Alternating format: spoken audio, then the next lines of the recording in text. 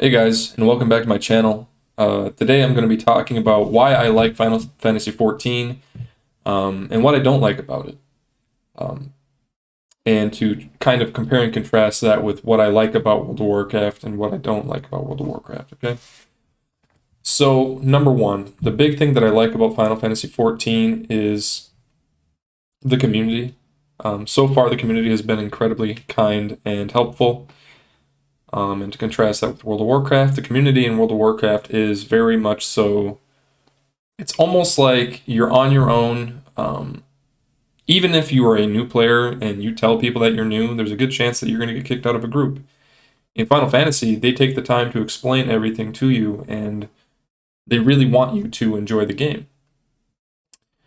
Which I think is interesting because in World of Warcraft, it wasn't always that way. Back when I first started, back in TBC, people were a lot more helpful and a lot more kind, and I think that over time the player base has become jaded.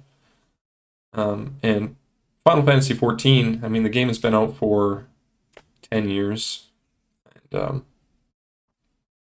I just think it's interesting that they don't really have those issues. I'm sure that there are some people that are, not kind and not fun to be around, but I haven't met any of those people in the 90 or 100 hours that I played the game in the last, like, over a week and a half. So what I'm trying to say is that as a new player coming to Final Fantasy, it feels really good.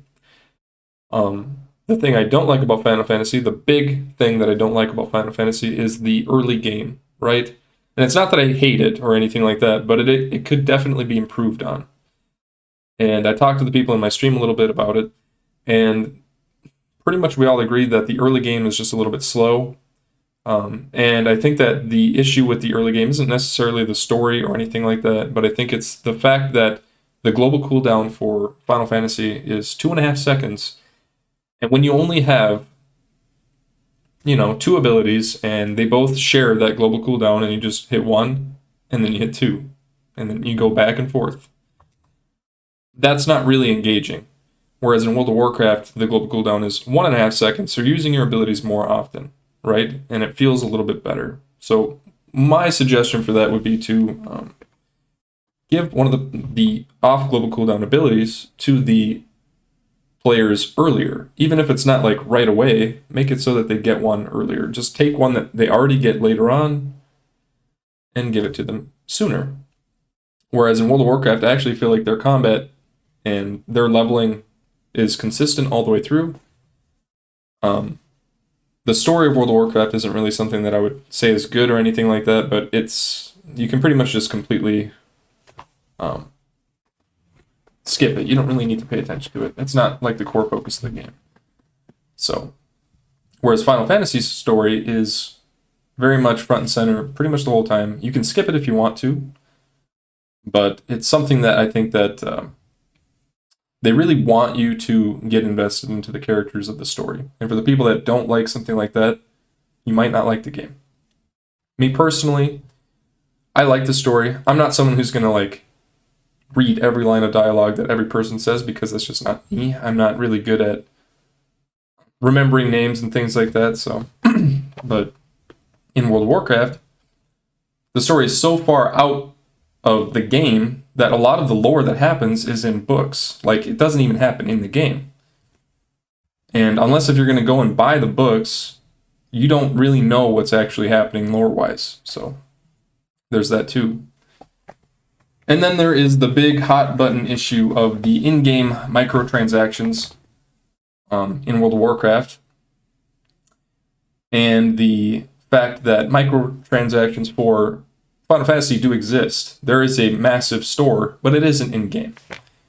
Now, the compare and contrast these, the way I feel about the ones in World of Warcraft, it could be because the way that Blizzard has handled things recently makes me a little bit more salty about it, I guess, but I feel like the quality of the game has suffered because they don't care about the game anymore. But they can certainly get their microtransactions out, no problem. For instance, it's been like a 9-month drought for Shadowlands. There hasn't been anything new. It launched, and then there hasn't been any new content. And it came out when? It was like November or something like that? No, it was earlier than that. I guess I don't remember. But either way, I just don't understand why they think it's okay for them to give you a mount and make you sub for 6 months and then not give you anything else for 6 months. Whereas in Final Fantasy, there is no mount button. There is no microtransaction store button in the game. You can't just click a button and then spend money in the game and now you have a new mount. Do they have a lot of mounts? Yeah. Do they have a lot of weird transmog stuff? Yes. They have like bikinis and stuff like that. And a lot of the stuff that is in that store is previous seasonal things that are no longer like attainable in the game. Which it is what it is, right? And I'm not saying that that's a good system, but I prefer that it's not in the game, and I prefer that the company actually focus on making the game better instead of it being something that feels like they took content out of the game and put it on a store, right? I don't like that. And especially considering, like, when I talk about TBC Classic, there was never a store mount in that game, and it was supposed to be something that, you know, the community wanted a unchanged version of the game. Unfortunately, Blizzard was like, well, that's cool and all, but we can make a lot of money off of this. We can make it a lot of money from people buying boosts, which is $40, by the way. We can make a lot of money off of people copying their character because they want to play vanilla and TPC.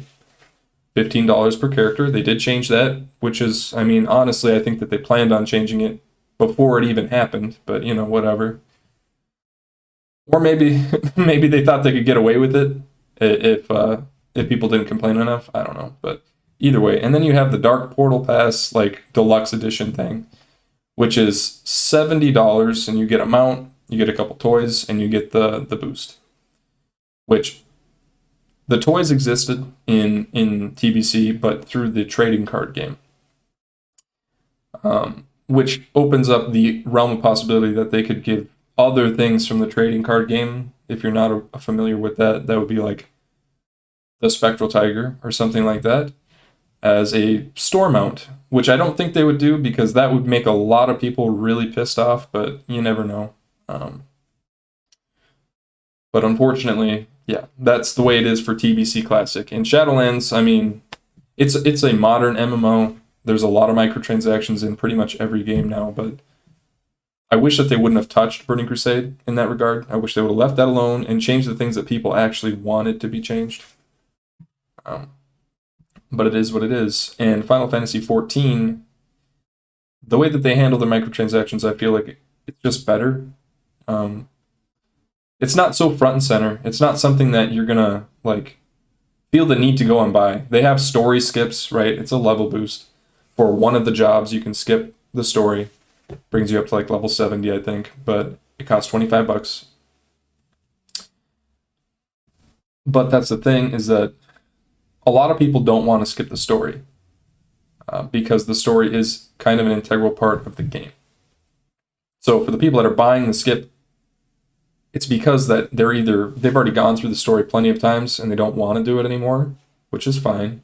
And that's the same thing for World of Warcraft. I actually think that the way that they do it in Final Fantasy makes a little bit more sense too, because they have the option of going back and playing through the story if you want. For the people that really just want to get their jobs maxed out, they can buy it. And in World of Warcraft, the reason that boost exists is because all of the content that is good is at the end of the game. Because they didn't try to make old content relevant in any way. It's just not. The only way it is by getting transmog and farming mounts and stuff like that. Whereas in Final Fantasy, they have the roulette dungeons, which you can do, and they also have the mentor system. There's a lot of reasons to go back and do older content. And I feel like I'm kind of all over the place right now, but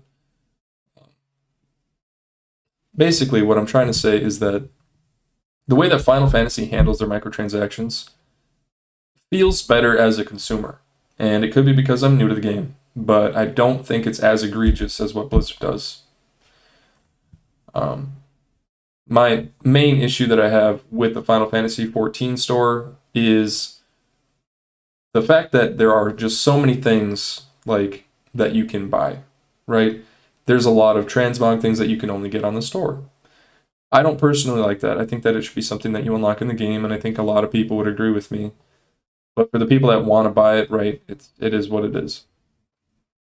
So I'm a personal proponent of not having any microtransactions in a game that has a subscription fee. I think that if they can put it on a store, they can put it in the game in a way that you can attain it in a fun way instead of just spending money. But it is what it is. And aside from that, the main difference between Final Fantasy XIV and WoW for me has been the gameplay. The gameplay in Final Fantasy XIV feels a lot more slow. There's a lot of things going on the screen for you to dodge, even while leveling up. You feel like you're interacting more with the world and the monsters. Whereas in World of Warcraft, when you're leveling up, you pretty much you either spam dungeons, or you do like one zone or whatever, or you can even grind, and all of it just all feels so samey. It all feels the same. Nothing feels like interesting in the game anymore. I'm sure that as a new player to World of Warcraft, it probably feels interesting. Like once you do them once or twice. But when you realize that all of the mobs are basically the same thing, they just look different, it becomes less interesting. You know?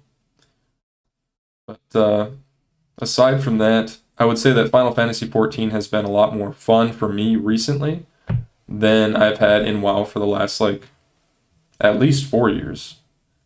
And going back and, like, when I played Classic WoW, was it fun? Yeah. It's an old experience. It's a different game than anything that's out right now. And am I going to play TBC? A lot of people have asked me that. And I genuinely don't know.